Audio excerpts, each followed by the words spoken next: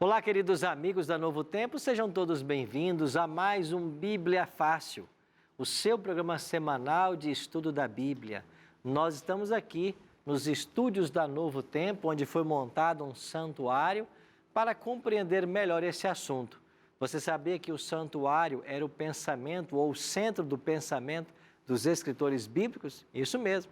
E nós começamos a aprender já semana passada que o santuário é o caminho de Deus e Cristo viria para percorrer através do santuário.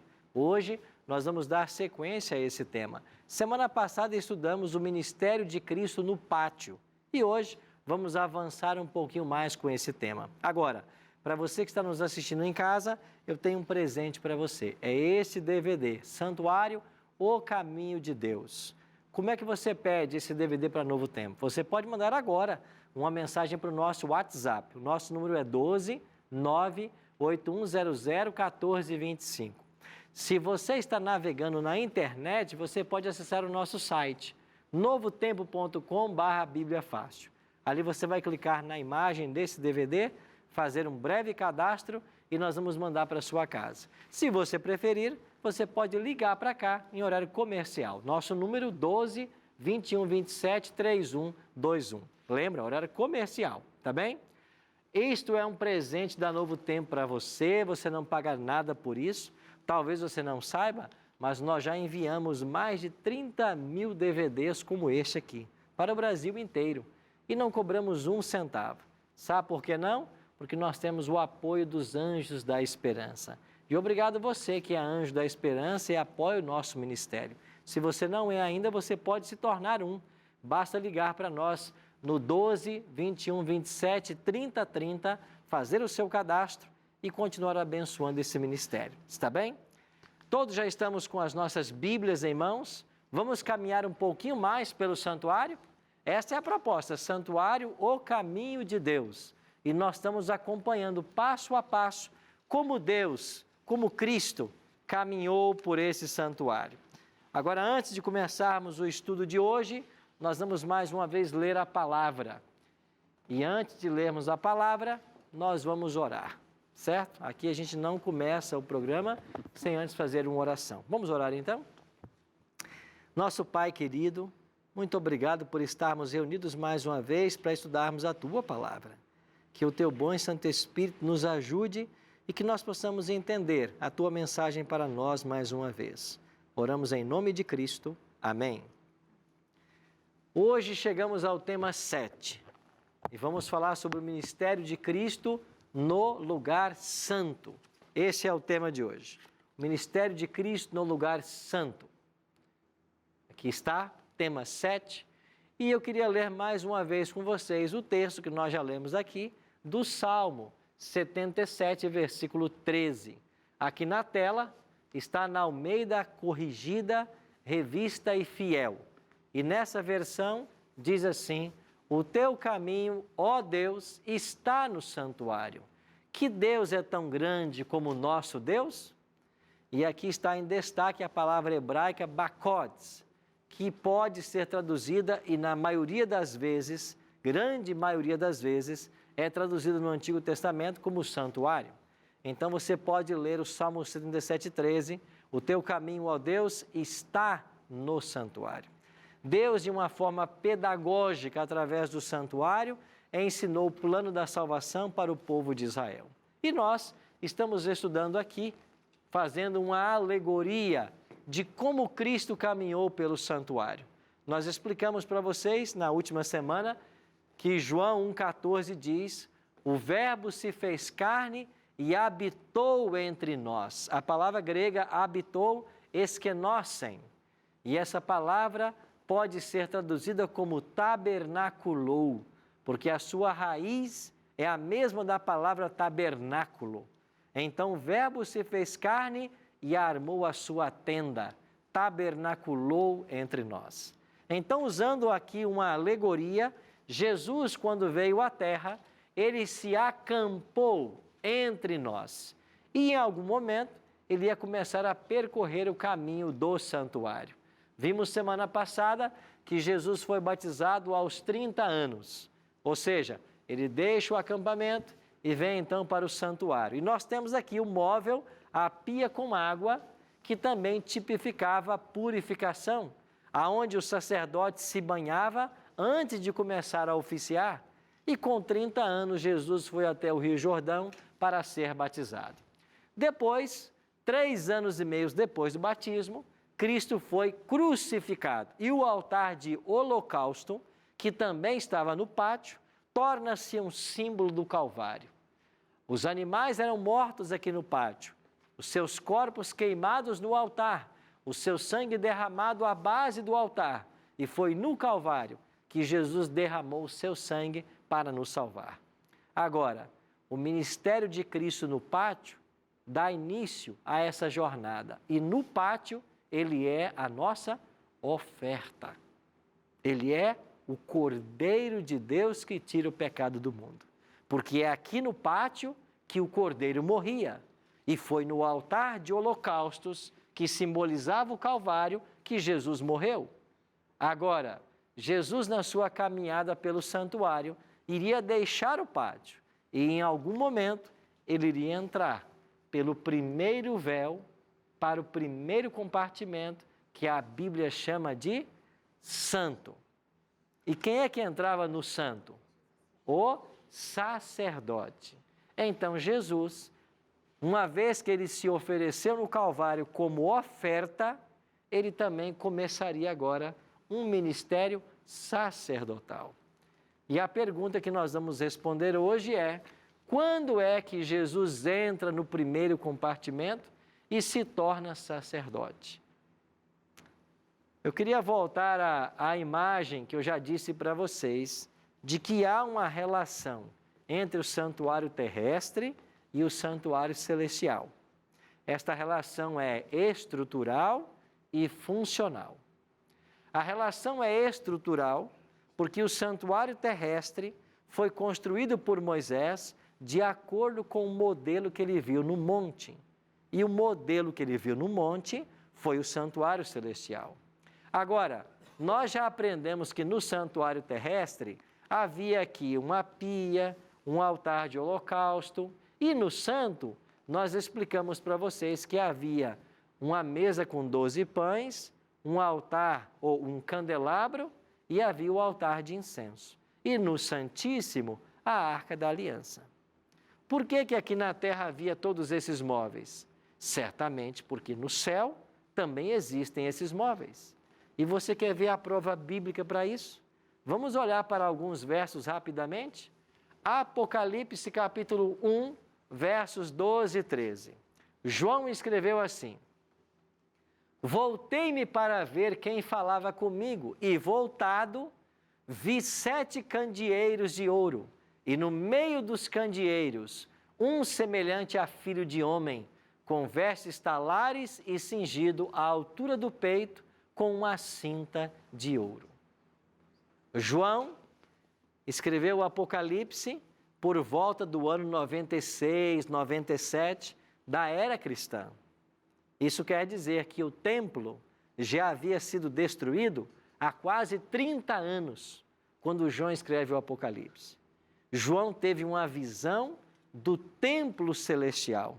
E eu já expliquei para vocês aqui que o Apocalipse pode ser dividido em 7 cenas, e cada uma das cenas começando no santuário celestial. A primeira divisão está aqui. João teve uma visão do santuário celestial, e o que ele viu lá? Cristo caminhando entre os candeeiros. E o candeeiro era aquilo que estava no compartimento santo. Ou seja, Jesus foi visto por João no primeiro compartimento do santuário por volta do ano 97. Ele já estava lá. E a correspondência estrutural é que aqui na terra havia também um candeeiro mas Jesus foi visto entre os candeeiros no céu. O Apocalipse diz mais, capítulo 8, versos 3 e 4. Veio outro anjo e ficou de pé junto ao altar, com um incensário de ouro, e foi-lhe dado muito incenso para oferecê-lo, com as orações de todos os santos, sobre o altar de ouro que se acha diante do trono. E da mão do anjo subiu à presença de Deus a fumaça do incenso, com as orações dos santos. Qual é o outro móvel que João viu no santuário celestial? O altar de incenso, aonde o incenso era queimado. E ele diz que a fumaça que subia desse altar é um símbolo das orações dos santos. João viu mais. Olha o que diz o capítulo 11, 19. Abriu-se então o santuário de Deus que se acha no céu e foi visto o quê? A Arca da Aliança. O que mais João viu no céu? A Arca da Aliança, que estava no segundo compartimento, o Santíssimo. Você percebe que o santuário terrestre foi copiado do celestial e é por isso que esses móveis aqui estavam? Então, isso nós chamamos de correspondência estrutural. É uma relação que há entre os dois santuários. Mas eu falei que há também uma correspondência funcional, ou seja, as mesmas funções que eram desempenhadas aqui na terra seriam também desempenhadas por Cristo no céu. É por isso que nós vamos estudar hoje, então, a questão dos dois compartimentos e dos ministérios sacerdotais e sumos sacerdotais. Antes, porém, Wilson. Mais uma contribuição e uma ajuda do pastor. O senhor mencionou que o João viu Jesus Cristo no santo lá, junto com os Candelabros, aquelas coisas aí que... É só uma dúvida. Se ele viu ele em 97, né? Como o senhor mencionou que em 22 de outubro de 1844, Jesus Cristo foi para o celestial, se o João viu ele no ano 97. Essa é a minha dúvida. Sim. João viu Cristo no primeiro compartimento do santuário, onde estava o candelabro, no ano 97. Agora, o que eu disse é que no dia 22 de outubro de 1844, Jesus passou para o Santíssimo. Então, ele esteve no Santo e foi para o Santíssimo em 1844. Certo? Mas nós vamos fazer essa caminhada juntos, para ficar bem claro na nossa mente todos os detalhes. Até aqui, nós estamos vendo a correspondência entre os santuários. Agora, olha o que diz Hebreus sobre o santuário. Com efeito, foi preparado o tabernáculo, cuja parte anterior, onde estavam o candeeiro, a mesa e a exposição dos pães, se chama lugar santo. Ok? Versículo 3 e 4. Por trás do segundo véu, qual é o primeiro véu? Esse aqui, o que dava a entrada para o santo. E o segundo véu dava a entrada para o Santíssimo. Por trás do segundo véu se encontrava o tabernáculo que se chama o Santo dos Santos, ao qual pertencia um altar de ouro para o incenso e a Arca da Aliança totalmente coberta de ouro, na qual estava uma urna de ouro contendo o maná, o bordão de Arão que floresceu e as tábuas da aliança. Ou seja, o santuário é descrito na Bíblia como sendo dois compartimentos. O primeiro chamava Santo e o segundo, Santíssimo. Vamos relembrar outros detalhes aqui? No ritual diário, no serviço diário, o que é que acontecia? Primeiro, o sacerdote oferecia 2 cordeiros sobre o altar. Esses 2 cordeiros tinham uma hora para morrer. O primeiro morria às 9 da manhã e o segundo morria às 3 da tarde. Todos os dias. Isso na Bíblia é chamado de tamid, em hebraico.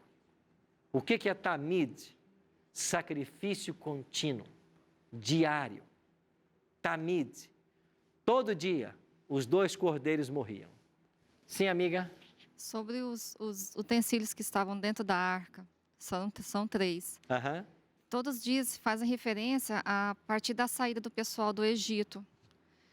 Anterior ao pessoal de Israel, ao povo de Israel, não tinha nada, nenhum símbolo que fosse bom para ser lembrado, para ser guardado nesse santuário terrestre ou celestial?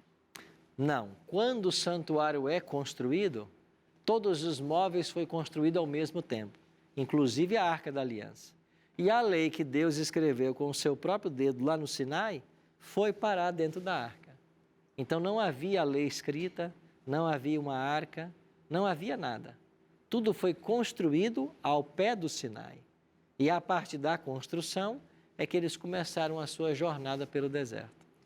É assim, igual, tiveram várias histórias, a história de Jacó, de Josué, várias histórias anteriores a isso, com o sacrifício de Isaac e Abraão, eu me refiro a isso. Essas ações que aconteceram antes do pessoal de Israel, isso aí não conta para ser colocado assim como se fosse uma lembrança, porque toda vez que vê esses objetos dentro da arca, a gente tem a lembrança sempre a partir da saída do Egito em diante. Uhum. É como se a história estivesse sendo comentada dali, é como se estivesse dando mais importância dali em diante.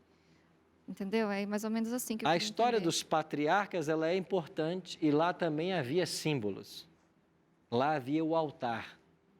E lembra que Abraão era conhecido por erigir altares por onde ele passava?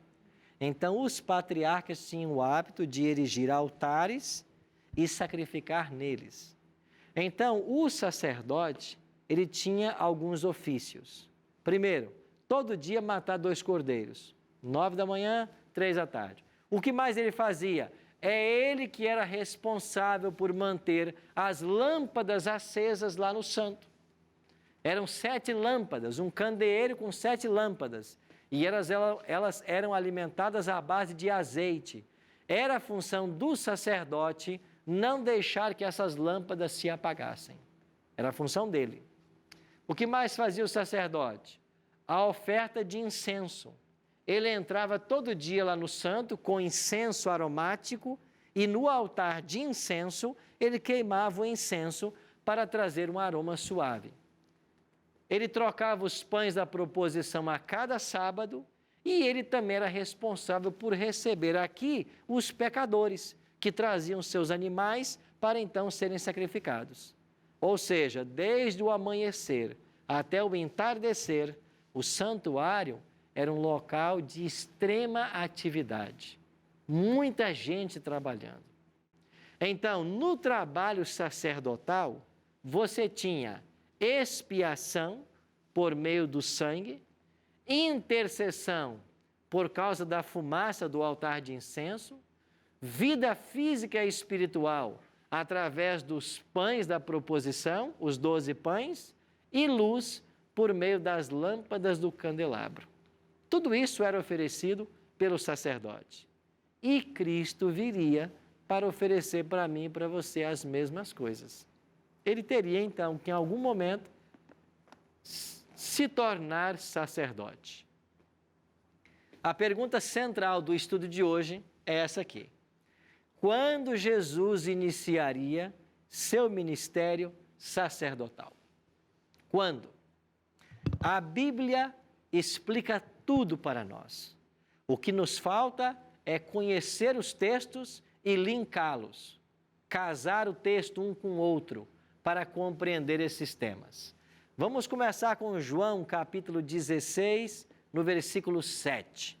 Olha o que disse o próprio Cristo em João 16, 7. Mas eu vos digo a verdade, convém-vos que eu vá, porque se eu não for, o Consolador não virá para vós outros. Se, porém, eu for, eu vô-lo enviarei. Por que era conveniente para os discípulos que Jesus fosse para o céu? Porque Jesus iria assumir o seu ministério sacerdotal em prol deles. E, ao ir para o céu, ele enviaria o Espírito Santo. Enquanto Cristo estava com os discípulos, a sua presença física era sentida. Mas se ele estivesse com João em Jerusalém, ele não podia estar com outro discípulo lá na Galileia. Por quê? Porque Jesus, enquanto Deus homem, estava preso a um corpo. E durante esses 33 anos, Jesus não fez uso da sua onipresença. Ele não deixou de ser onipresente. Ele não deixou de ser onipotente, nem onisciente. Mas ele não fez uso dos atributos divinos enquanto encarnado. E nós temos agora Atos 2, 32 e 33. A este Jesus, Deus ressuscitou, do que todos nós somos testemunhas. Exaltado, pois, à destra de Deus, tendo recebido do Pai a promessa do Espírito Santo, derramou isto que vedes e ouvis. O autor está dizendo para nós que quando Cristo foi glorificado nos céus, à direita de Deus Pai, ele enviou o Espírito. O que vocês estão vendo aqui no dia de Pentecostes, estamos em Atos 2, né? Os discípulos pregando em várias línguas. O que vocês estão vendo aqui é o que Jesus prometeu. Ele foi exaltado à direita de Deus Pai. E ele recebeu a promessa do Espírito. E ele enviou para vocês. Você percebeu aonde a Bíblia está nos levando? Ela está associando a entronização de Cristo no santuário com o derramamento do Espírito Santo. Então, a prova de que Jesus foi entronizado no santuário e começou a oficiar como sacerdote é a dádiva do Espírito Santo. Esta é a prova de que ele está agora no santuário, à direita de Deus. Avancemos. Você se lembra da festa das primícias que nós estudamos aqui semanas atrás? Quando os primeiros grãos eram colhidos, levados até o santuário para que aqui, diante do altar de holocausto, o sacerdote movesse esses molhos de trigo, de cevada, dos cereais. Esta festa das primícias, os primeiros frutos, nós aprendemos aqui que elas apontavam para que cena do ministério de Cristo? Ressurreição de Cristo. Daí vem Paulo e diz que Cristo é as primícias dos que dormem. Estão lembrados disso? Então, a festa das primícias apontava para a ressurreição de Cristo. E nós explicamos aqui que das 7 festas celebradas em Israel, 2 não tinha data no mês, porque elas tinham que acontecer num domingo. Justamente a festa das primícias e a festa dos Pentecostes, que estavam separados por quantos dias? 50. Nós vamos para um breve intervalo. Daqui a pouquinho eu volto para explicar claramente para você por que essas festas eram celebradas no domingo e não tinha dia no mês marcado fixo e por que elas estavam separadas por 50 dias. Daqui a pouquinho a gente volta.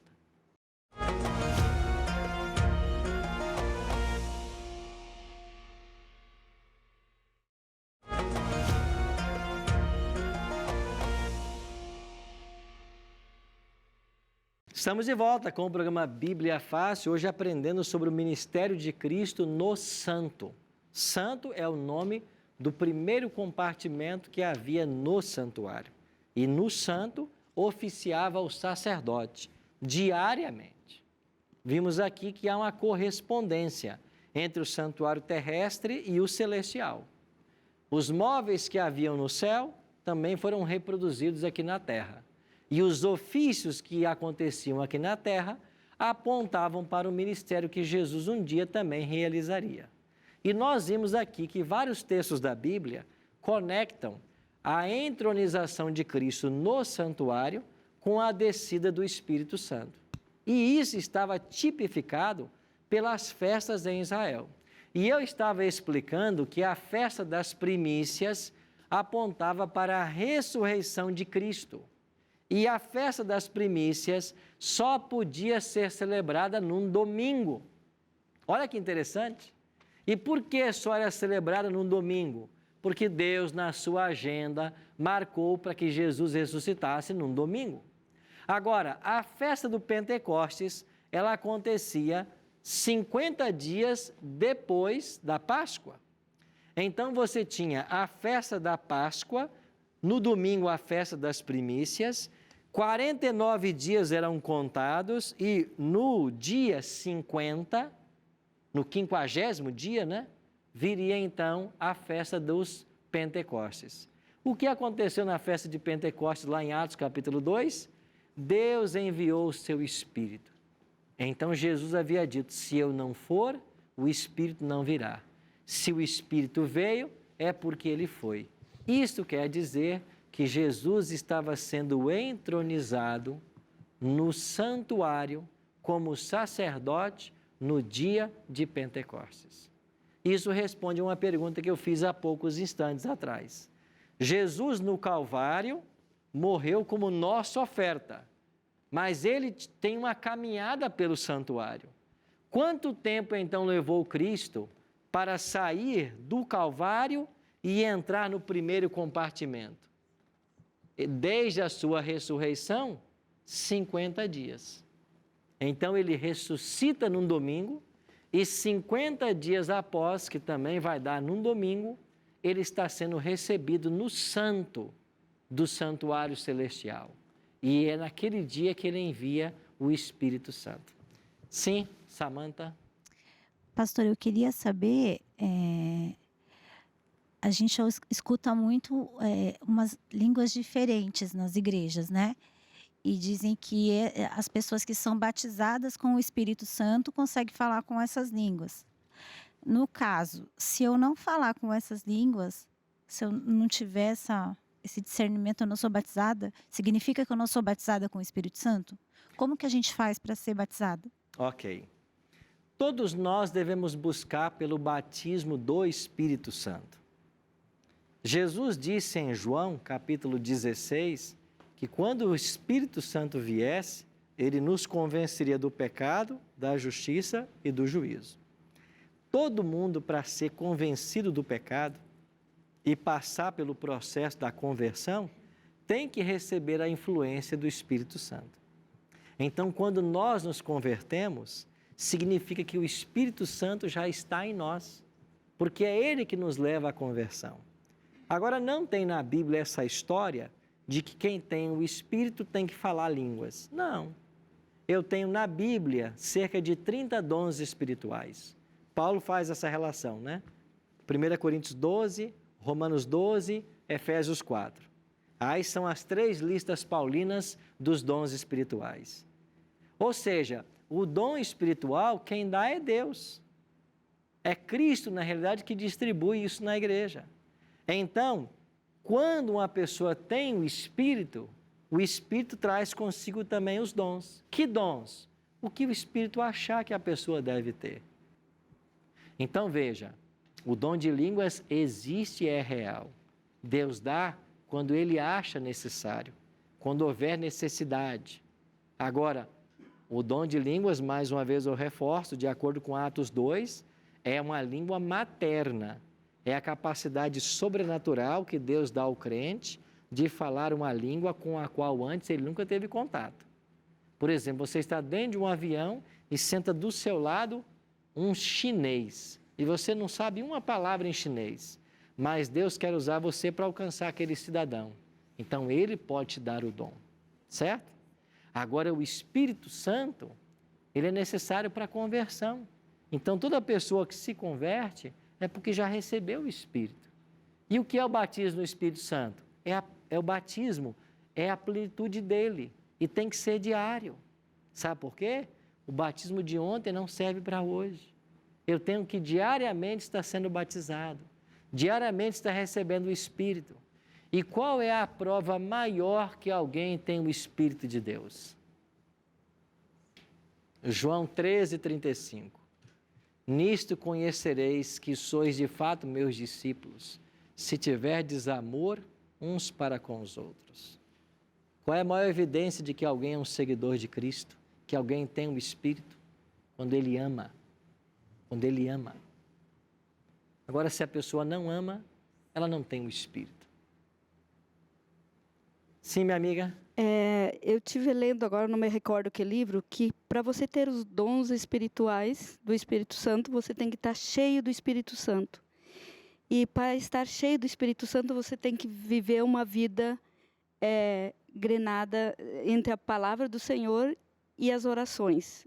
Isso é verdade mesmo? É verdade. Agora tem um texto na palavra de Deus que nos ajuda muito.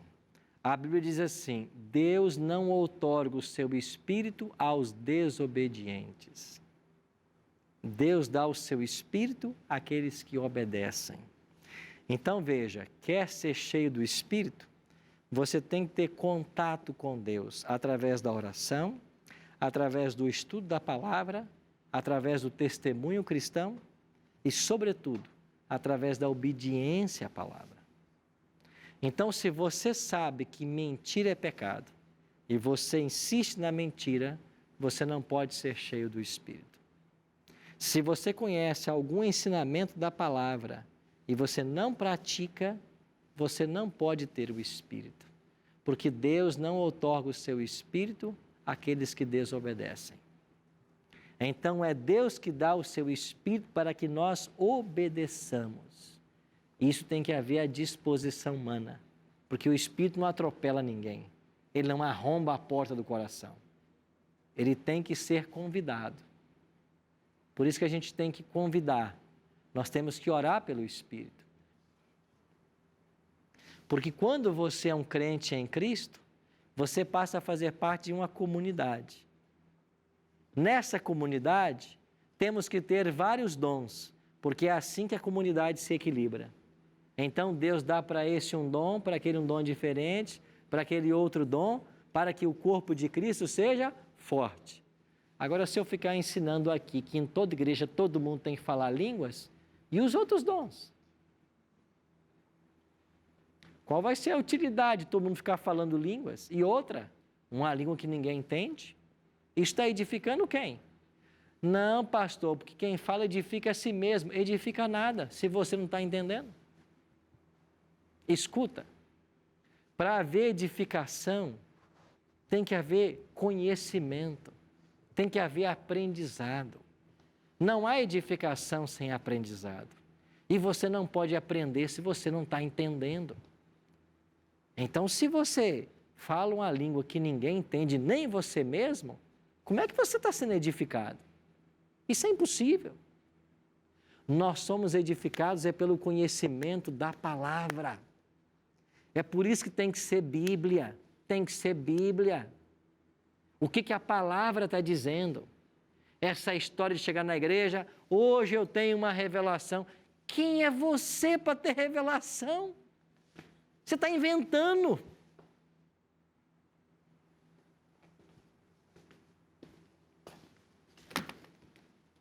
Isso é revelação. Isso é revelação.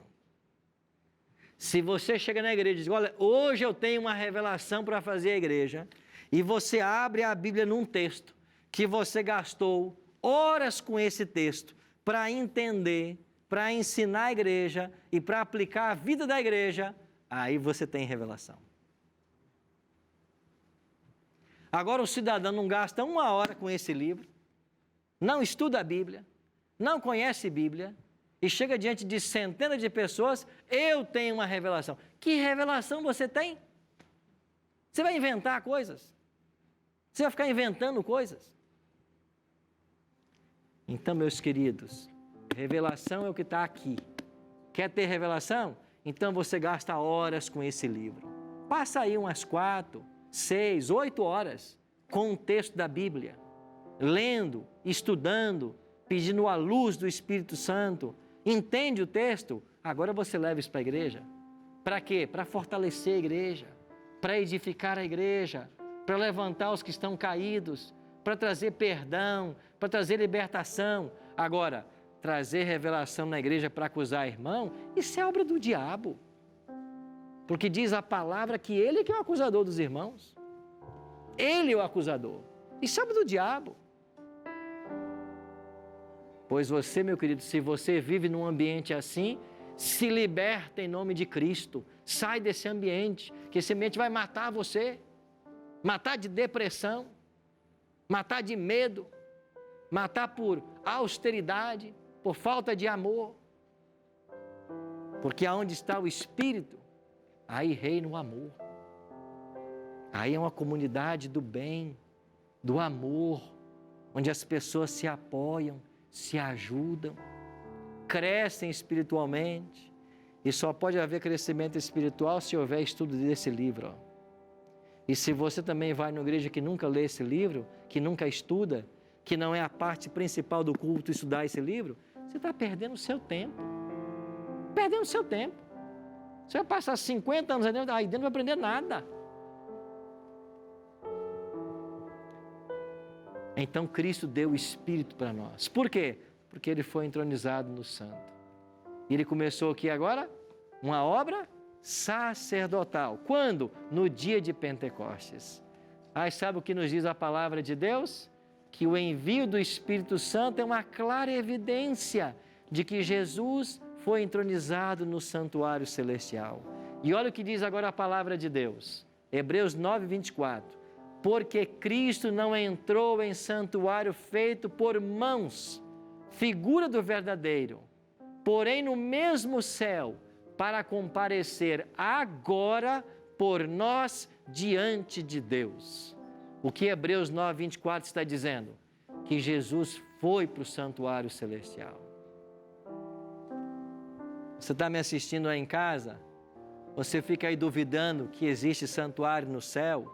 Fica dizendo que essa história de Cristo ir para o santuário é invenção dos adventistas. Irmão, leia a palavra.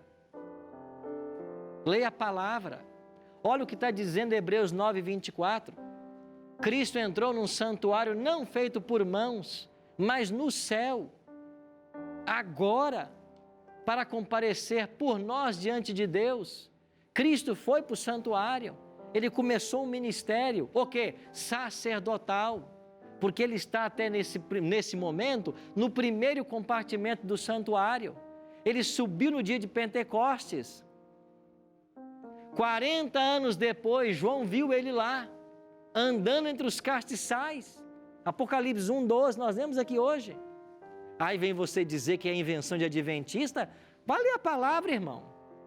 Gasta tempo com a palavra. Não fica reproduzindo ideia que você ouve por aí, não. Vai ler a palavra. E sabe por que Jesus, quando entrou no santo, se tornou advogado?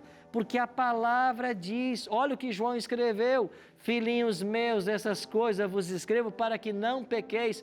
Todavia, se alguém pecar, nós temos um advogado. Quem é ele? Jesus Cristo justo. Nós temos um advogado junto ao Pai. Aonde está esse advogado? No santuário do céu. Você está entendendo a diferença de conhecer a palavra? Não é ficar sendo um mero reprodutor de ideias humanas, do que você lê superficialmente na internet. Vá para a palavra. Vá para a palavra. Você quer ser liberto? João 8,32. Conhecereis o quê? A verdade vos libertará.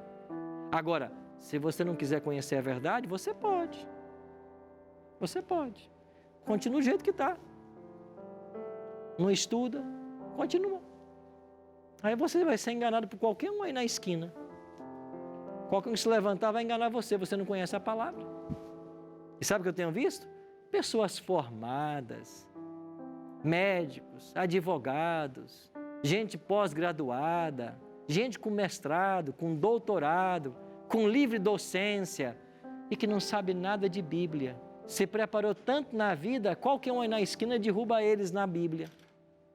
Qualquer um aí ensina qualquer coisa, eles aceitam. Por quê? Porque estudaram muitas coisas, mas são neófitos no conhecimento da palavra. E sabe o que é mais engraçado? Parece que quanto mais a pessoa aprende de uma área do conhecimento humano, mais ele se sente um Deus e acha desnecessário a Bíblia. É por isso que facilmente é enganado. Então você quer a verdade da Bíblia? Jesus foi no dia de Pentecostes para o santuário celestial começar o seu trabalho como sacerdote. Mas pastor, ele havia entrado antes lá? Havia. Lembra que ele disse para Maria Madalena, mulher, não me toques porque ainda não fui ao Pai? E depois ele disse, Tomé, põe aqui o teu dedo?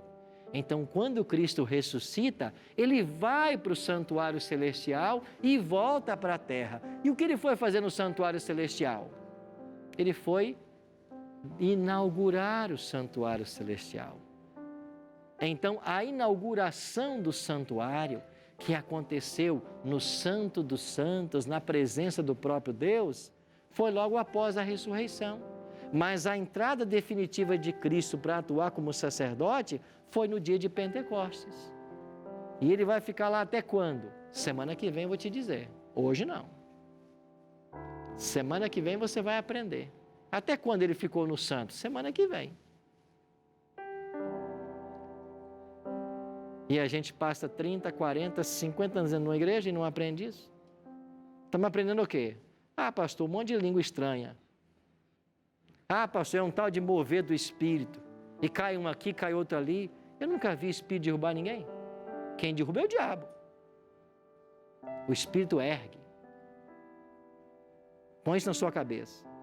Quem derruba é o diabo. O Espírito ergue. Quando você vai num movimento e está todo mundo caindo e rolando, meu amigo, isso não é o Espírito Santo, não. Que o Espírito de Deus não faz isso, não. O Espírito de Deus te ergue, não derruba ninguém. Quem derruba e engana é o diabo.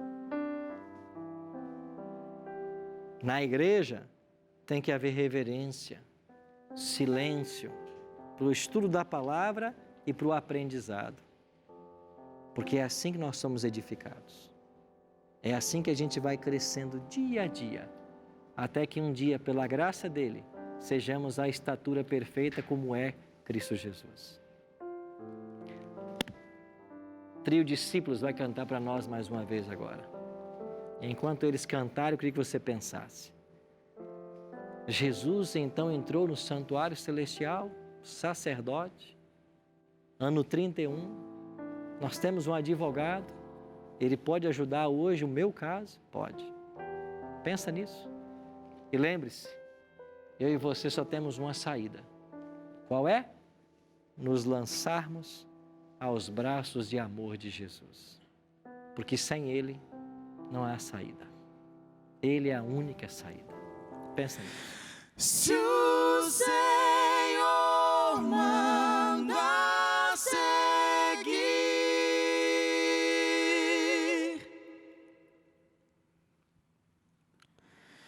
seja feito até o fim.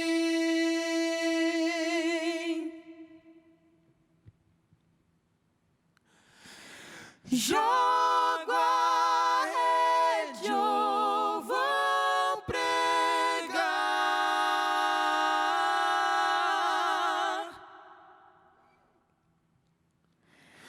em terra firme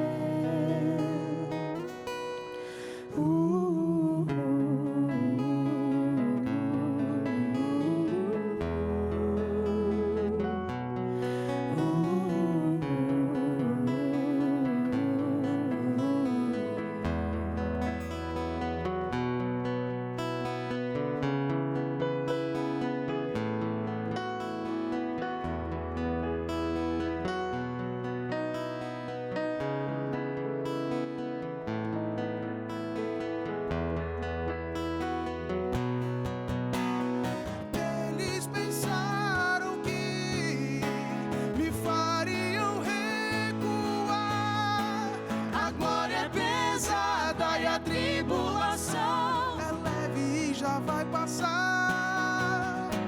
Tudo que acontece a mim fará com que o meu Senhor seja conhecido. Mais vale tua vida em mim do que a minha dor.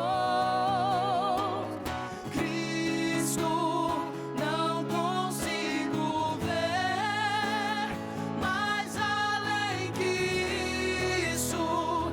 Nego-me a ceder. Sei que a tua graça é maior que eu. Vida desmedida, ilimitada, Deus.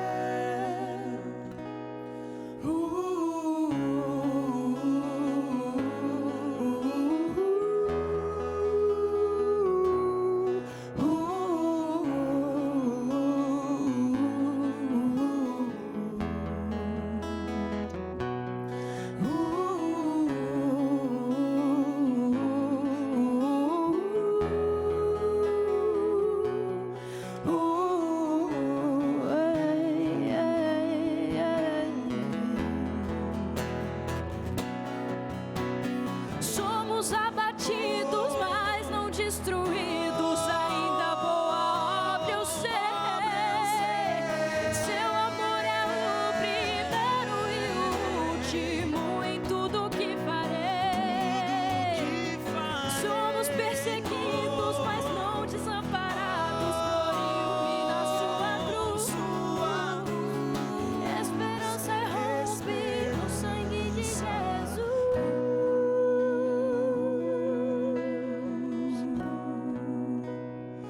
não consigo ver. Cristo, não consigo ver, não. Mais além que isso, nego-me a ceder. Eu sei que a tua graça é maior que eu. Vida desmedida, ilimitada, deu. Meu Senhor não dava pra alguém prever. O inocente morre pro culpado ter. Vida verdadeira, infinito amor. Ver a tua face é o maior favor.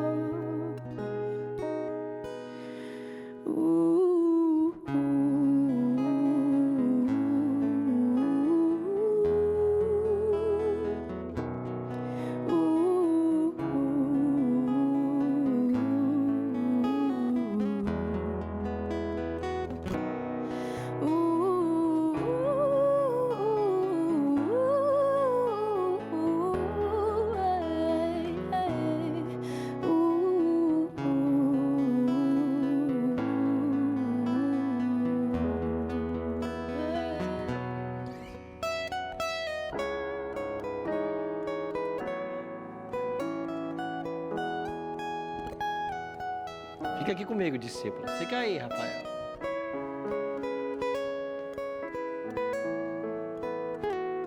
Sabe o que é a atuação do Espírito? Concessão de dons espirituais? É que você acabou de testemunhar. Esses garotos, com essa voz tão linda, louvando a Deus e falando dos valores da palavra. Você percebeu a letra que eles cantaram? Bíblica. Daniel foi embora, né? Um abraço, viu, Daniel? Está em Atlanta, né? Nos Estados Unidos, né? Um abraço, garoto. Rafael está aqui, se virando nos 30 agora. Mas vocês percebem que talento? Quantas vezes eu já chorei no meu carro ouvindo uma música deles? Essa, uma delas. Chorei sozinho, ouvindo essa música. Isso é dom do Espírito. E sabe por que Deus deu esse dom para eles? Para edificar. E quando a gente ouve, a gente é edificado. Porque a gente se sente mais perto do céu, mais perto de Cristo. Você está vendo como é que o Espírito age? E sabe por que a gente tem os dons do Espírito? Porque Jesus foi para o céu. Porque Paulo ensina que quando ele subiu às alturas, levou cativo o cativeiro e deu dons aos homens. Em Efésios 4, né? Ele deu dons, porque ele foi entronizado no santuário. Fazia parte do plano da salvação. E esses dons que vocês têm é para edificar, para ajudar pessoas a ir para o céu. A mim me deu o dom do ensino. Eu não pedi isso, ele quis dar. Para outros aqui, deu outros dons. Os dons são variados. Cada um tem os seus dons. Agora, os dons são para edificar as pessoas, para ajudar na salvação. Ficar enfatizando outras coisas, falando língua estranha. Isso é destonar com o ensino da Bíblia. Isso é se afastar do que está escrito, está revelado. Por isso, meu querido amigo, que o Espírito Santo toque no seu coração todos os dias. Que você tenha certeza de que nesse exato momento você tem um advogado lá nos céus. Porque Cristo entrou no santuário celestial, uma palavra de Deus ensinava.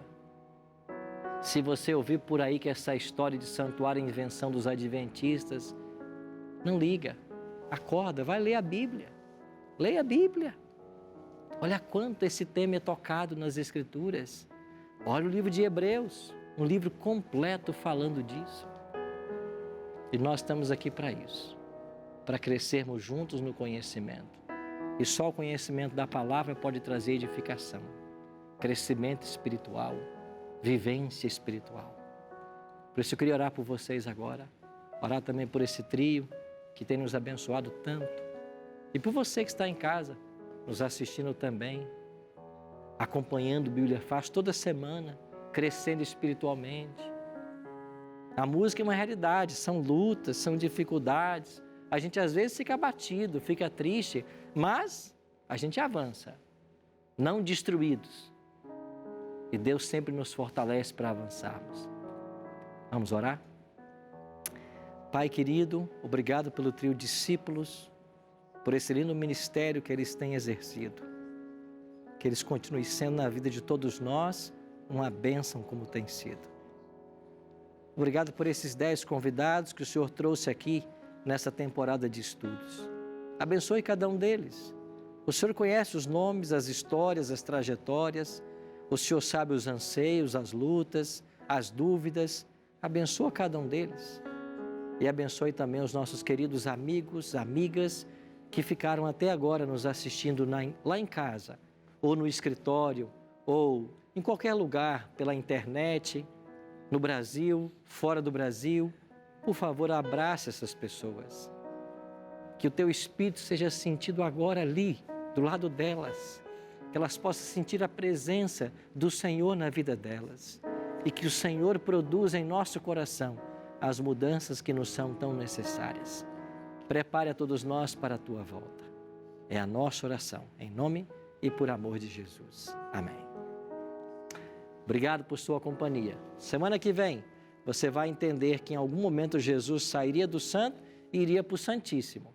Deixaria de ser sacerdote para ser sumo sacerdote. Semana que vem, eu espero você aqui no programa.